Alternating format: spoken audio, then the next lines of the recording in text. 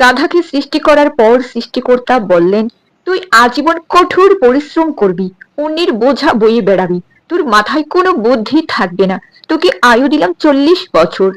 গাধা বিনতি করে বলল, সে কি হুজুর, এমন কষ্টের জীবন নিয়ে আমি এত বছর বাঁচতে চাই না, দয়া করে আমার আয়ু কমিয়ে 20 বছর করে দিন। সৃষ্টিকর্তা তাই দিলেন। এরপর সৃষ্টিকর্তা কুকুরকে বললেন, তুই হবি মানুষের সবচেয়ে বিশ্বস্ত বন্ধু, কিন্তু লোকজনের উচ্ছিষ্ট খেয়ে বেঁচে থাকবি, তোর আয়ু হবে 30 বছর। এ কথা শুনে কুকুর মাথা নিচু করে বলল, প্রভু দয়া করে একটু কমিয়ে করে ওটা 15 করে দিন, এতদিন বেঁচে আমার হবে কি।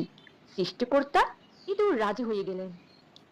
এরপর উনি বানরকে বললেন, তোর একমাত্র কাজ হবে লাফিয়ে লাফিয়ে এক গাছ থেকে আরেক গাছে যাওয়া আর রং তামাশা দেখিয়ে মানুষকে বিনোদন দেওয়া, তোর আয়ু দিলাম 20 বছর। বানর আবেগে কেঁদে ফেলে বলল, দিবেনি যখন 10 বছর দিন, এত বড় জীবন দিয়ে আমি কি করব। সৃষ্টিকর্তা তাতেও আপত্তি করলেন না। সবশেষে তিনি মানুষকে বললেন, তুমি হবে সৃষ্টির শ্রেষ্ঠ জীব, সবচেয়ে জ্ঞানী এবং বিচক্ষণ, তোমার আয়ু হবে 25 বছর। মানুষ তো খুশিতে পাগল হয়ে গেল, কিন্তু এত মহৎ জীবন নিয়ে আয়ু মাত্র 25 বছর।